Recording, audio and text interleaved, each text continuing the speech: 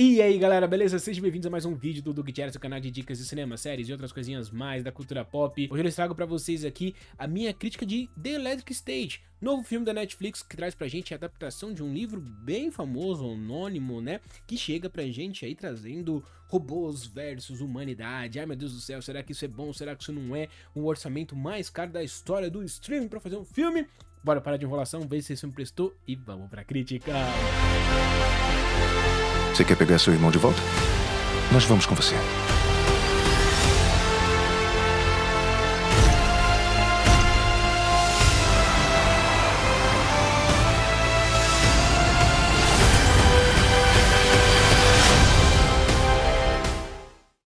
E antes de continuar com esse vídeo, baixa um pouquinho aqui e se inscreva no canal, é sério, é muito importante, ajuda a gente a chegar aí ao alto e avante e infinito e além, então baixa um pouco, se inscreva e deixa o seu like. Tudo isso ajuda demais a gente continuar crescendo e vocês saberem as novidades que estão saindo aqui no canal, beleza? E se puder, torne-se um membro, você pode ajudar o canal com uma pequena quantia financeira por mês para ajudar seu criador de conteúdo aí favorito ou só porque você consegue ajudar, isso é bom demais, tá ligado? Então vamos lá falar desse filme que é dirigido pelo Joe e Anthony Russo, diretores, né, a dupla de diretor irmãos aí lá da Marvel. Você não lembra deles? Eu lembro, eu acho que todo mundo lembra. Eles voltaram pra Marvel, diga-se de passagem, e eu acho que é a melhor coisa que eles fazem, porque fora da Marvel eles não estão se dando muito bem, pelo menos em qualidade, mas financeiramente eles deram certo demais. Eles estão fazendo séries e filmes aí em diversos streamings que estão gastando muito dinheiro e não estão entregando muito bem não.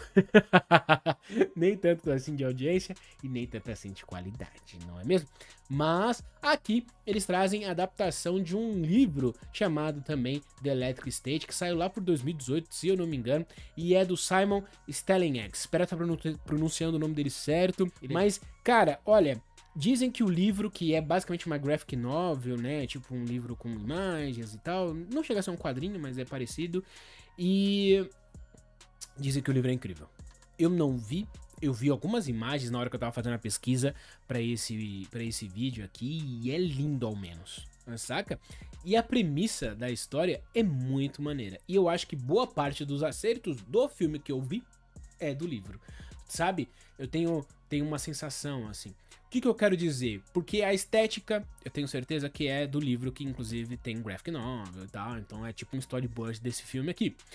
A premissa como um todo, eu creio que seja do livro e não dos irmãos Russo. E aí eu acho que isso funciona muito bem, e algumas coisas acabam funcionando também um pouco, por conta do livro, mas não por conta da construção do filme em si, porque o filme é uma grande... Ele não é o pior filme do mundo, mas ele é o mais esquecível. Ele é um dos mais esquecíveis da Netflix. Ele tem uma história muito maneira, mas de premissa. O desenvolvimento, a narrativa contada aqui no filme, nem tanto. E aí você fala assim, tá Douglas, mas o que você quer dizer então? Eu acho que a ideia é muito boa. A ideia de você ter um mundo onde os robôs foram inventados pelo Walt Disney lá no passado, na década de 50, 60.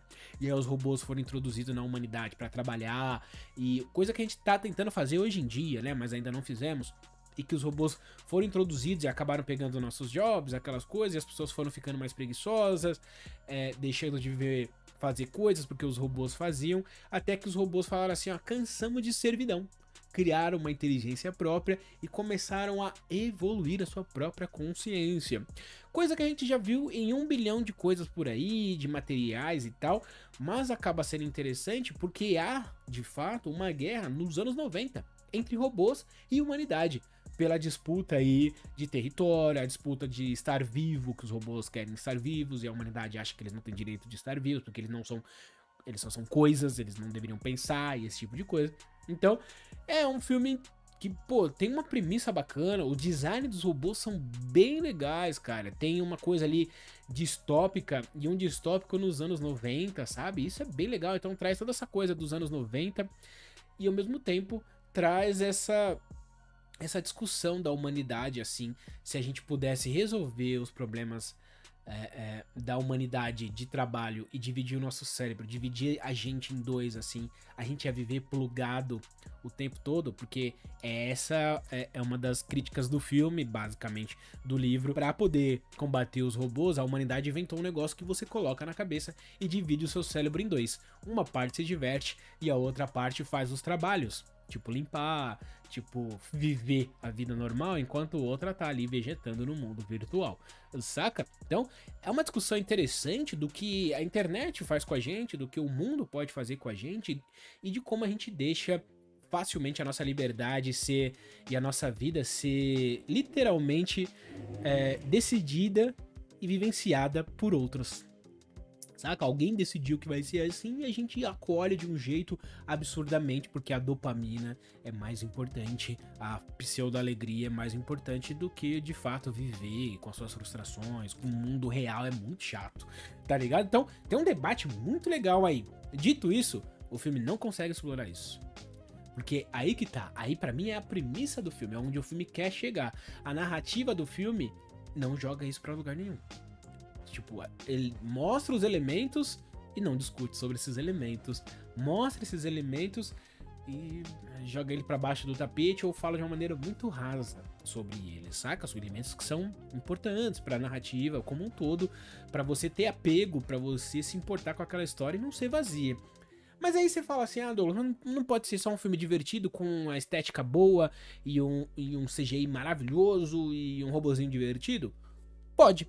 Se funcionar essa parte carismática de aventura juvenil ou de infanto juvenil, por que não? Se é um filme mais bobinho, que funciona, que fala um pouco disso aí, mas lá no fundo, sabe? Mas na verdade é uma grande aventura juvenil, porque o filme não é isso.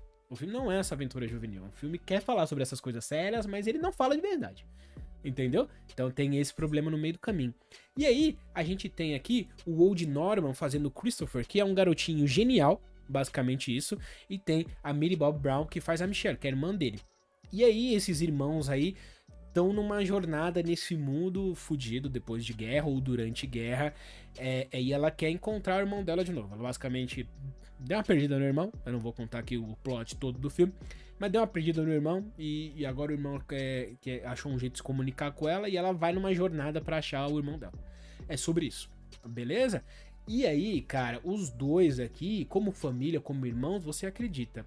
A Millie Bob Brown, você acredita nela por segundos, assim. O problema é que a Millie Bob Brown, ela não é uma boa atriz, por enquanto, pelo menos. Ela, quando surgiu, ela era uma atriz que muita gente gostou, eu achava ela maravilhosa, mas foi se mostrando uma atriz que ou escolhe trabalhos ruins, ou ainda não aprendeu, de fato, explorar o seu potencial, saca? E aí você vê discursos dela também falando que não assiste muitos filmes e tal, então é uma atriz limitadíssima, é sobre isso. E o carisma dela dura pouco em tela, sabe? Ela é bonita, ela é simpática, mas o carisma mesmo dura pouco. Então você fica, tá, vamos pra outro personagem, porque ela não me entrega tudo que eu preciso entender. E o filme é basicamente sobre ela. Então o filme carece um pouco por conta dela, sabe? Por conta que eu acho que ela não consegue entregar as emoções que o filme precisava que ela entregasse, assim. Se ela fosse a coadjuvante no filme, eu acho que tava passável, assim, mas como o protagonista é meio complexo, sabe? O Chris Pratt tá no filme e ele podia ser o protagonista, mas o filme não é sobre ele. Tá longe disso, inclusive, sabe? O Chris Pratt é só, na verdade, um figurante de luxo aqui, que acompanha uma jovem na busca do próprio irmão. É sobre isso, entendeu? Então, o filme funciona quando o Chris Pratt tá em tela, quando os robôs estão em tela, mas o filme não funciona quando a Millie Bob Brown precisa segurar na atuação. Então, é complexo. Se ligou? Mas ele tem uma sensação de uma coisa jovem, dinâmica, aventureira, que aí pode passar um pano pro filme e ele passar despercebido, assim. Só que ele é um filme que custou 1,8 bilhão de reais. 300 e não sei quantos milhões de dólares. Meu irmão, cadê esse dinheiro, pai? O que os russos trouxeram com esse dinheiro? Cadê esse dinheiro no filme? Não faz o menor sentido, gente. Mas nenhum, assim. Nenhum sentido. Não faz. E aí eu queria saber o que os russos fizeram com esse dinheiro. Obviamente eles não vão falar. Eu acho que é pra contratar a maior parte do elenco e também pros efeitos especiais, que são legais. Eles não são incríveis, eles são legais, tá? E aí o elenco é gigantesco. Fora os atores que eu já citei, a gente tem aqui o Stanley Tucci, né, fazendo o grande vilão do filme, aquele cara que é o dono da empresa, do mal e tal, que é genérico pra caralho, mas, bom, ele tá no filme. Tem o Giancarlo Esposito, tem o Woody Harrelson, sim. A gente tem o Colman Domingo, sim. A gente tem o Anthony Mack, sim. A gente tem o Jason Alexander, tá ligado? E a gente tem o Ken Ryu Kwan, sim. E o Alan Tudyk, desculpa, que é um ator que eu gosto bastante, que faz bastante voice-overs aí, faz bastante personagem que ele doa a voz. Mas eu acho que tá aí o dinheiro desse filme, pra pagar o cachê da Millie Bob Brown, do Chris Pratt, dos atores, dos amigos, de um monte de gente e do CGI, cara. Porque não faz sentido esse filme custar tão caro. E aí, quando você vê esse dinheiro todo e não vê um filmaço, você vê um filme ok, que é esquecível, que podia falar de temas muito legais, assim, até pra gerar continuações, ou até pra fazer uma franquia, quem sabe. Não sei se é esse o intuito, ou de contar uma historinha fechadinha, muito boa, contemplativa até, falando de coisas sérias, e ao mesmo tempo fazer uma aventura juvenil, tá ligado? Eu acho que ele não consegue. Acho que ele fica no meio do caminho de todas essas coisas. E aí é um filme com desenvolvimento pífio, com uma atuação mediana, fraca da protagonista. E aí você não se empolga e não se engaja no filme. As melhores coisas dos filmes são os robôs. Isso aí. E o CGI. Isso aí tá incrível. Chris Pratt manda bem também, tá? E os outros atores, não tenho o que falar muito bem, muito mal. Estão funcionais, tá ok. O Giancarlo Esposito, mais uma vez, faz o mesmo papel, mas faz bem. E é isso. É esse o filme. Netflix, no seu medianaço filme de 300 milhões de dólares. 1,8 bilhão de reais. É loucura, gente. Desculpa, a gente vive num mundo paralelo. Não é possível que os caras gastam dinheiro pra fazer um filme. Não é possível. Não é possível. E que as pessoas acham que é normal também. Por conta de tudo isso, galera, a minha nota aqui pra esse filme, The Electric State, que é uma ideia muito legal, tá? Eu quero conhecer a graphic novel, porque a ideia é muito legal. Mas o filme, 2,5 estrelas. Mediano, funcional, mas também, olha... Podia ter visto outra coisa. Quero saber o que você achou. O que você achou aqui da minha crítica. O que você achou do filme. Vamos trocar ideia aqui nos comentários. A gente se vê no próximo vídeo. Beijo na bunda. Valeu. Até a próxima. Não se esqueça de se tornar um membro, se puder. E valeu.